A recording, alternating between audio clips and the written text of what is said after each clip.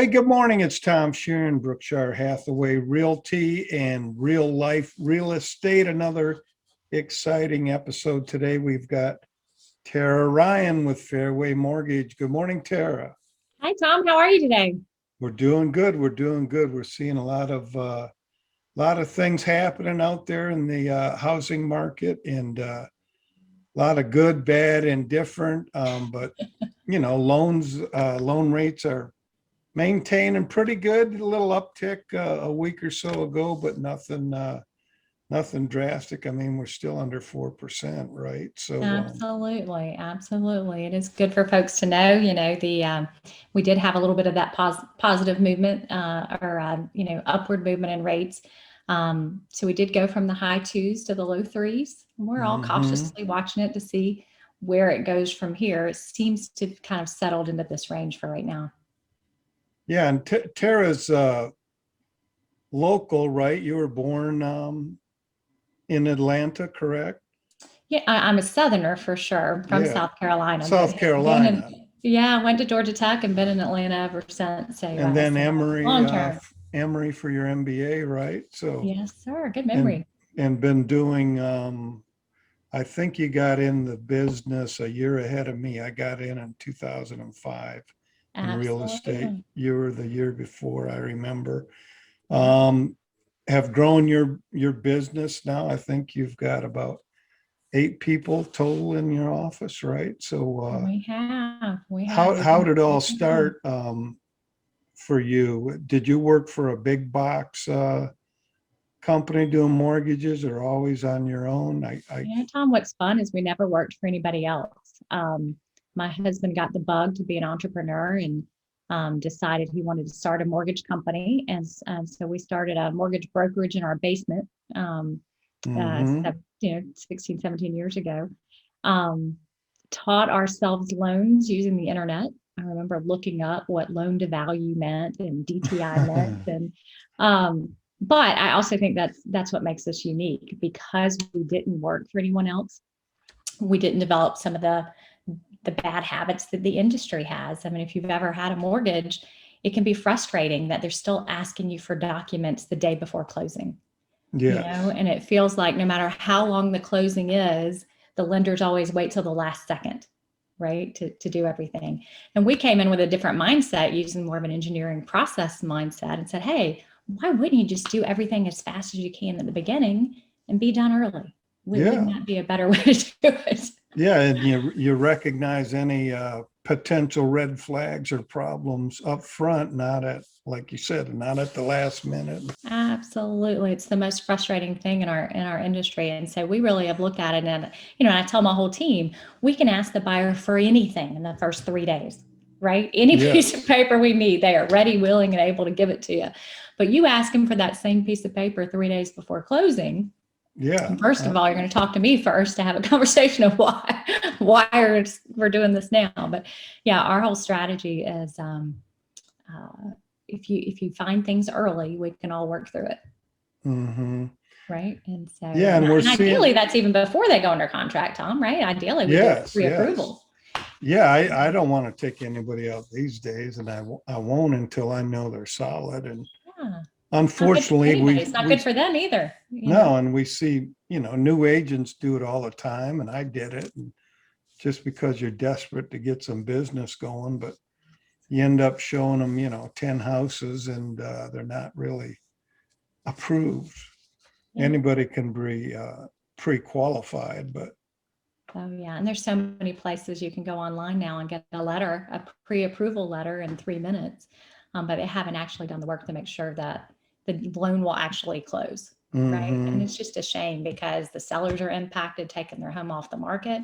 But it's bad for the buyer too. They're emotionally invested in the home. They've paid for an appraisal and maybe a home inspection. Um, it, I feel like if you're coming to me for a pre-approval, you're asking me to vouch that you really can get that loan. Yes. Right. And so we take it very seriously. Good, good. And we're seeing a lot of things from the lending standpoint too now with, like you mentioned, looking at paperwork 3 days before closing. But when COVID hit last year, and then the downturn and people losing their jobs, and you're checking a little more Yeah. a few times now, correct? Before, during, and after, even with their Employment. yes. Yeah. Yeah, and it's so lenders have always sort of done that last check, Mhm. it's the time frame of whether it's a week before closing or 3 days. And then during COVID, it became literally the day of closing. Hey, does he still work there? Right. Yes. So we've backed off of that a little bit, and now we're in the 3 days before closing. And so that's always been there, but it just got really Little. heightened in the midst of COVID because of so much that was changing so quickly. Mhm. You know? And I know we're seeing, like we talked about, a little uptick in rates. Nothing too bad, but you guys have something now. It's kind of a hybrid loan. You call it recap. Tell us a little bit about that. Yeah, actually, Tom, it's a topic I want to get out there to folks because one of the biggest problems people are having is, gosh, they already own a home, right? And maybe Mhm. they've got a lot of equity in that house, and their cash, their down payment for the next house is trapped into this house that they're living in, right? Yes. And in a more equitable market, they would go out and shop for a home, and they'd probably make a contingent offer, right? Where they say, "Hey, Mr. Mhm. Seller, I want to buy your home, but only when mine sells." And then they go under contract, and then they wait till they get a buyer on their home, and then they line all those closings up together, right? That would be the most common way it would happen. Well, as you know, in this market, there are more home buyers than sellers, and pretty dramatically so. There's just not enough homes for sale. And so as a seller, if you get to choose between multiple offers on your home, you're just not going to entertain an offer that's dependent on them selling their house, Right. right? Um, why would you trade the risk of selling your own home for the risk of them selling their home, where you don't control the price, anything about the home, who the buyer is, or anything? It's just a bad deal.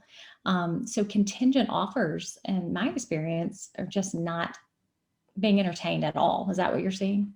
Yes. Yes. And we talked before too, Tara and I, about really it gives the market now gives the seller a lot of leverage. They can design what they want to accept offer wise. They can write in stipulations about appraisals, Yeah. because we're seeing a lot of multiple offers and escalation clauses. But if you don't protect your seller with some language, that'll say, hey, if it under appraises, you're going to make up the difference. Right.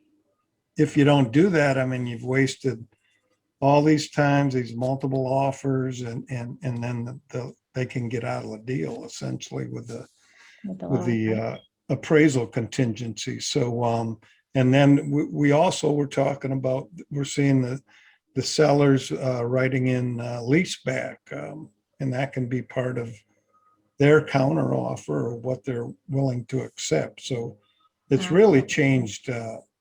changed quickly, and Well, we've had to get some new tools in our toolbox, right, to yes, yeah, adjust change to with this the market times. to help folks. And so one of the tools that we're using is one, can we help that home buyer be able to purchase before they sell, right? Hmm.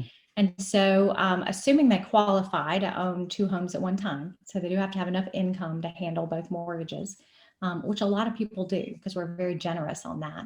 The problem is, where do we get the down payment from? Because so much of it is Hmm. trapped in their house. And so what we've done is we said, okay, well, what if we can qualify them for a small down payment purchase? So maybe they only do 5% down on the purchase of the new home. We qualify them for that. They go find the home and they make an offer. It's not contingent. Okay. They just plan to buy first. And by the way, we help them be very aggressive in that offer. We may even underwrite them in advance so that they don't even need a financing contingency on their purchase. Wow. Right. So now they own the new home, right? Then they list their prior home. Now they're able to list it while it's vacant. A lot of homes do show better when they're vacant. Hmm. Um, helps with COVID concerns of buyers of, they'd rather go into a vacant home and instead of someone else's home. But then when they sell their home and they get that equity, right, they get that profit from the sale of their home, they can make a large principal payment on the new loan that they did with me. And then we do a recast. And a recast is different from a refinance, but comes up with a similar result. So a recast is you make a large principal balance, and then we re-amortize the loan to lower your payment to reflect the amount that you owe. So the end result is they get the loan that they would have wanted in the first place if they could have accessed the equity in their house, right? But by doing it in reverse, we solve that problem to help them buy before they sell. So it's really a kind of a modern day hybrid bridge loan that kind of sort of, but which nobody's doing these days. So yeah, it's a way to solve that same problem, right? Of how to get the equity from one house to the next one, right? And then with from the buyer's side, you guys can really tighten up your constraints on appraisal and financing contingency. Go as tight as 10 days if you have to, right? Yeah, we feel like what we're seeing in the market, Tom, especially in the last 30 days, is you've got to be really aggressive to get the seller to entertain your offer, right? And so we're going in with 10 days financing and appraisal contingency. And then in some cases, even more aggressive, right? Underwriting them in advance so we can do 0 days financing contingency, right? And the appraisal is the tough one. We are seeing buyers right now who are waiving their appraisal contingency. Wow. It's kind of a bold move, but that is what buyers are doing. And so we've got to be aware of that and then talk to our individual client to say, hey, are they willing to do that? Would it make sense in their particular case? And when you see that from a lender standpoint, I mean, you got to cringe a little bit, right? When they waive the appraisal, I mean, it's essentially that's the same as a cash deal, waiving that, So it's kind of dangerous. It might be a little so, but in some ways, the buyers are, in many cases, more knowledgeable about what that home is really worth in this market, right? Because they've seen all the homes in that neighborhood. They've seen all the comps. They walked through all of them. And so the appraisals sometimes are a little slow to catch up when values are increasing like they are, right? Because the appraisal has to use data from past homes that sold, 30, 60, 90 days ago. But if 27 buyers are trying to buy this home at this price, well, that's a pretty good indicator of the true value, right? Yes. So it's a tough one. I'll give you another example of a strategy we used for that. I had a buyer, and it was the home, right? He and his partner said, "We got to have it. Help us figure out how to have it." And so they were doing a 20% down payment on the purchase. But they did decide to waive the appraisal contingency. And so the strategy is they didn't have a whole bunch of money laying around to make up any difference if it appraised low. But what we realized is, hey, we're going to do an 80% loan on this purchase. But if it appraises low, well, then we'll just treat it as an 85% loan. That makes sense? So we added some mortgage insurance to the loan. But they were able to get the home they wanted, bridge that gap in the appraisal value without needing to have any more cash. And then over the next year, as he gets his bonus payouts, he's going to pay down on the loan, and that'll get rid of the mortgage insurance. So we're having to get creative and use some strategies it's just depending on people's individuals' goals and situations. And what do you do? It makes me think, so you get a buyer, they waive the appraisal contingency, but from the lending side, you guys are still doing like a desktop appraisal at least, right? To make sure they're, I mean, you don't want to touch anything that's way off the mark too, right? So what's happening in lending is for smaller down payments, the lender's still going to want an appraisal, right? And so those buyers with smaller down payments, it is harder. if they're going to waive an appraisal contingency, they've got to know they've got the cash, to make up any difference. For larger down payments, sometimes we are able to do it without an appraisal, even on the lending side, because, Fannie Mae and Freddie Mac has kept all the data on every appraisal that's been done for the last 5 years. And so if they have any information on that particular home, maybe through a past refinance or the neighbors' homes, they are using that to say, hey, yeah, we believe that home's probably worth 600, right? They're allowing us to avoid the appraisal altogether. That saves the buyer $500. Yeah. And avoids that risk. And then what would a buyer need? At least 20% or even better down to be able to? Typically 20% or more. Okay. Is when we've got a good chance of getting an approval without the appraisal. Good. And I wanted to ask you too, what you're feeling on a potential housing bubble. I know we've got a couple little elements in place, the low rates, lack of inventory, and prices going up. Not any worry on your part or from the lending situation? It is interesting times. It is definitely a seller's market. It is feeling a little frenzied for some buyers. There are certain areas that are in such demand that we're feeling that it's a little frenzied, and we are seeing some really aggressive offers, right? Where buyers are waiving all contingencies and that type of thing. But the fundamental in Atlanta is still there are more people who want houses than there are houses. Yeah. Right. And I think we're just still feeling the effects of the housing crisis and the home builders basically stopping for so many years. Right. But yet we're still an attractive market. People are still moving to Atlanta. I get a lot of clients moving here from Washington State, California, New York. And they think our housing market is amazing, right? The homes are still cheap compared to what they're used to. Exactly.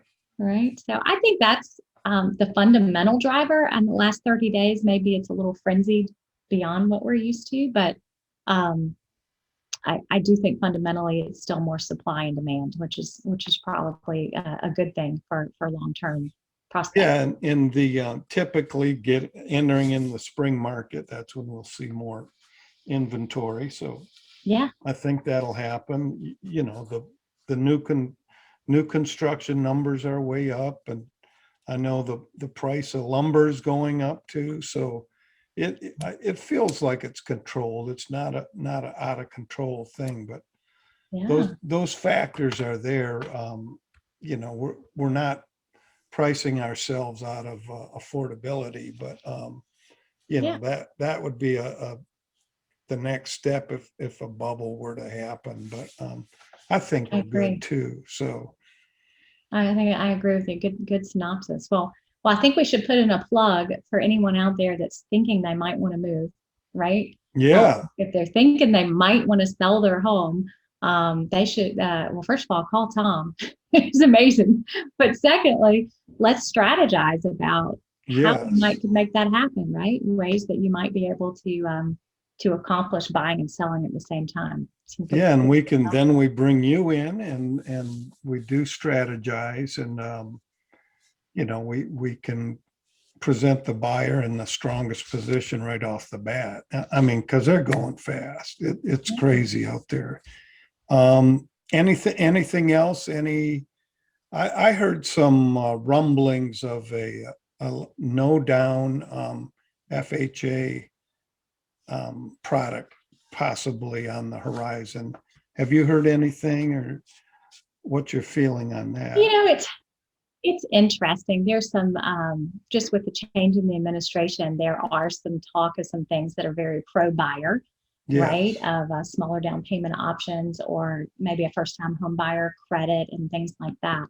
I'm torn. I'm really torn. I don't think that adding more buyers to the mix is really the right thing for the current market.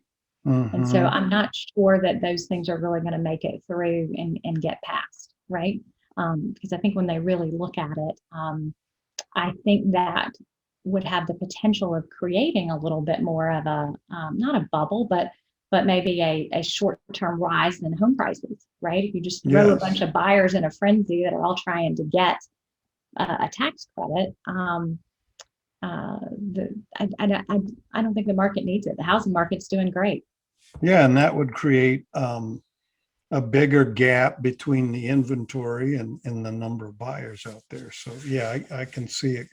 That could Right. create some trouble. So Exactly. yeah, it's a great time to buy. And another, the big factor too with a current buyer, again, if you wait, the rates go up. And what's the thought again? When it goes up a point, it